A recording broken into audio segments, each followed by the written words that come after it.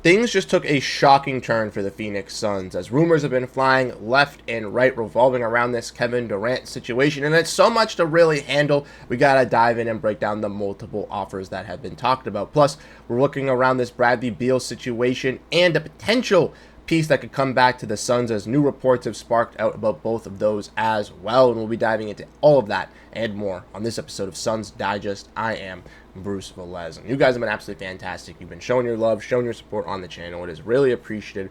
All the support that you guys have been giving us, letting us know down below in the comments what you guys ultimately think. And I want to say thank you to all you all. So once again, I really do appreciate it. Hope to see you guys on Thursday as well this week with another weekly live stream. And we're going to have some fun breaking down this Phoenix Suns team, as once again, this Kevin Durant news is just going left and right. And I truly do think in the next couple of days, by the end of this week, we will have a Kevin Durant trade and we'll have more dominoes to even be falling from this Phoenix Suns roster as well. So let's dive in and let's explore this Phoenix Suns news here today. Make sure to grab that snack and let's get into it. And okay.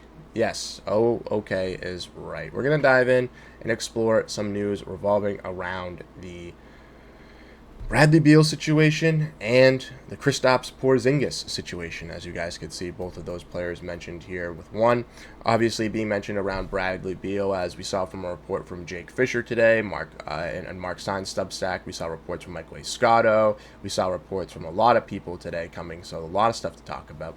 There's some hope within the Suns organization that Bradley Beal will be able to produce at a level that matches his contract once Kevin Durant is out of the mix.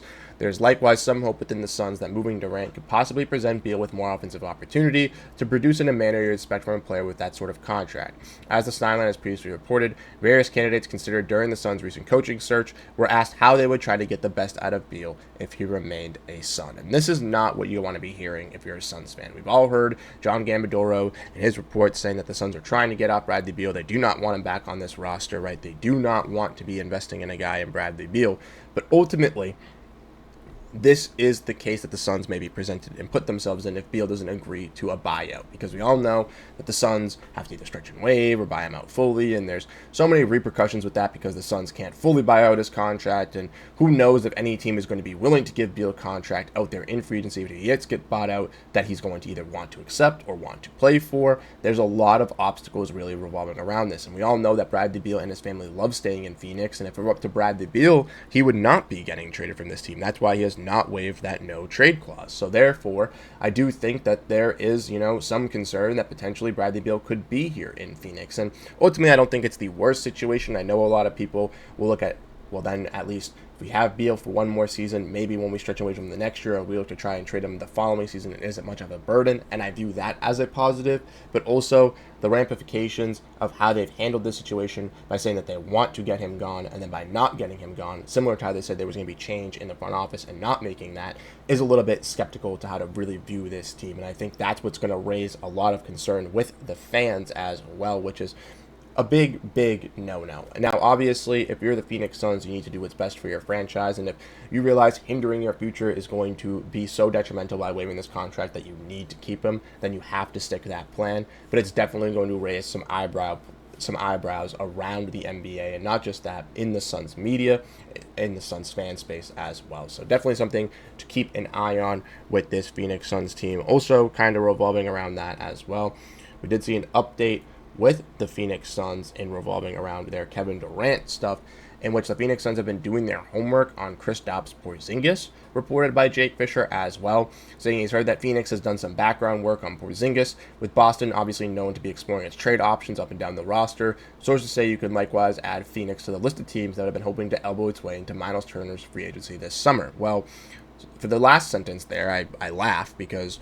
we all know that they could have traded DeAndre Ayton before he signed that offer sheet with the Indiana Pacers for Miles Turner. And regardless if Miles Turner wasn't as good back then as he is now, I would have made that deal 10 times out of 10, in my opinion. No hindsight, yada, yada, yada. I obviously wasn't covering the Suns space back then, but trust me, I would have done that deal. Miles Turner is an absolute beast and would have been able to complement what Devin Booker needed as a pick-and-roll player, able to run down low and be a paint beast, but also stretch out to the floor and hit three-pointers, something that Budenholzer and Frank Vogel wanted to see in their lineups as well. So I don't understand that. But revolving around and going back to the center of the issue, we're talking about Kristaps Porzingis, I don't think this is a good move. One, Obviously, I don't think the Celtics are getting KD in this move. It's just the Suns are getting a better contract or getting that center that they truly want in that Kevin Durant deal. But Porzingis missed 65 games for the Boston Celtics these last 2 seasons that he has played. And if you guys don't know, obviously I do Celtics Digest. I cover the Celtics as well. So this just doesn't. It's a mixed emotions because for the Suns, it's just not a good deal in my opinion. I don't know why they would want to do this. Maybe buying low on Kristaps Porzingis and hoping that at Latvia in the Eurobasket that he actually looks good, right, and isn't obviously injured, and isn't dealing with this this illness that he was dealing with in the playoffs, and then you can kind of bounce off of that and signing him to an extension, but. One, Porzingis makes $30 million, and two, if I'm making this deal, I'm only signing him to a friendly extension, and I don't know if Porzingis is taking that friendly extension, right? Like, we're signing Porzingis, I only want him for like 15, maybe $20 million because of how inconsistent he can be and how, since he's not healthy, and that's a major red flag. And not to mention as well that the Phoenix Suns themselves, have dealt with injuries these last 2 seasons. So why are we adding someone to this roster to put alongside Devin Booker that is going to be potentially out for 20 of the 30 of the games when looking at the last 2 seasons of how he's been able to handle his injuries? It just doesn't make any sense, specifically when, again, the injuries have been a major red flag for the Phoenix Suns these last couple seasons with how many of their players have dealt with it.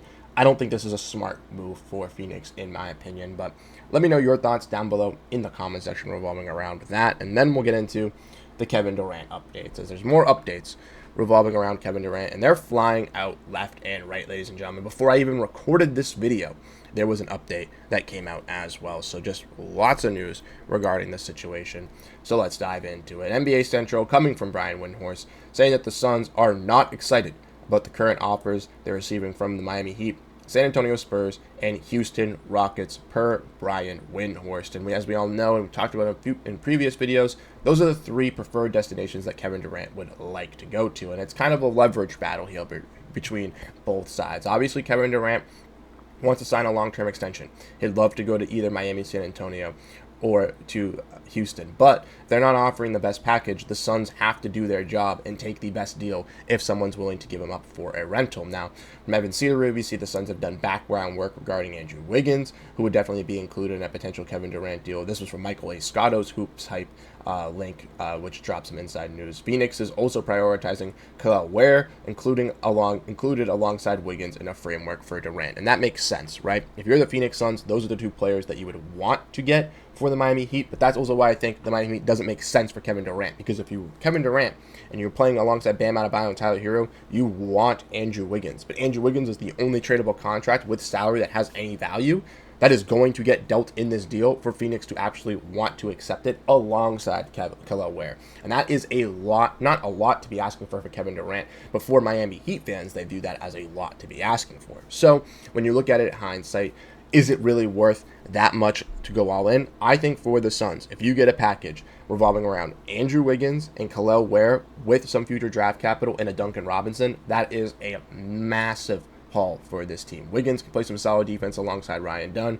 Kel'el Ware can develop into that big that the Suns had some keen eyes on in last year's NBA draft, and I think it would be an absolute win for the Phoenix Suns. But also more news revolving around that front, as apparently from Windy as well, the Raptors are open to including the 9 pick around for a potential Kevin Durant deal. Toronto is looking as a true dark horse option if Durant does in the Durant sweepstakes, and as the Suns have mentioned, they've been unimpressed with their other offers from these teams. So if Toronto really does wow them, they could take this deal and ultimately just send Kevin Durant to Toronto, because they've said multiple times that they're going to take the best deal possible. Now, that's some key information once again to take in, because trading a deal with Toronto is kind of wild in my opinion. I don't think Durant would ever want to go to Toronto, and once again, like I mentioned, you gotta take the best deal, but for Kevin Durant, I would ultimately feel bad having to go to play there. For the Suns, getting Podol, 9, and RJ Barrett is a very solid haul, in my opinion. Probably the best package that you can get in return. I think Jakob Podol is a great defensive interior and rebounding big. I also think that RJ Barrett could play pretty solid alongside a guy in Devin Booker at that 3 position. But there also are some really question marks revolving around where does Ryan Dunn really fit in with that lineup and all that jazz as well. So a lot of really questionable things regarding around the Toronto Raptors. Similar thing, Durant want to go there, because we just saw before we went live as well that Durant has no desire to be in Minnesota with the Timberwolves. And this was courtesy of Shams. So, thanks, Shams. So, no Timberwolves now. Raptors, maybe. They're doing their homework on Porzingis. They're linked to Andrew Wiggins and Khalil Ware if they want a package from Miami. If the Suns, from Michael Escotto, already have been exploring potential new teams for Jalen Green in a case they acquire him from a Kevin Durant deal, trying to offload him in a 3-team deal, which makes sense because they don't want Devin Booker and Jalen Green because they potentially play the same. And then we saw for PHNX and Tim Bontemps that the deal yesterday involving Desmond Bane isn't likely going to affect the Kevin Durant market, as Durant won't surpass the amount of picks coming for Desmond Bane, which I understood. I kind of completely got that. I think for that Orlando-Memphis deal, many people view it as an overpay. But once again, 2 of those picks are Orlando's 28 and 30 pick and their 29 swap, which I don't think they'll be bad in those years, especially if they're confident Paolo can be this guy that they're building around alongside Franz, Jalen Suggs, and Desmond Bane. And in an Eastern Conference, I really do feel like this team can really thrive this season, but not only just this year, but in the future as well. And the only 2 valuable picks that they gave up were 16 and their 2026 Suns pick, which definitely has some eyes around the NBA and what that could mean. But with Memphis stating that they're not going to be trading Jaren Jackson and John Morant, I think that does eliminate the Suns from being in any conversations with them. But like I mentioned, it seems like Kevin Durant has no desire to go to Minnesota. He seems like the packages are not enticing from Miami, San Antonio, and Houston. The Suns are doing homework on some Toronto guys, some Rockets guys, some Celtics potentially, some Heat. There's a lot of stuff revolving around. I ultimately do think that Brian Gregory is doing his best due diligence, calling around the league, and really trying to identify what is the best package that they can get, calling other teams, really trying to kind of deliberate back and forth and trying to find an ultimate common ground for everybody, right? Even if it's not one of Durant's preferred destinations, if it can be a great package, but Durant is okay with going there, I still think they get this done with Durant agreeing.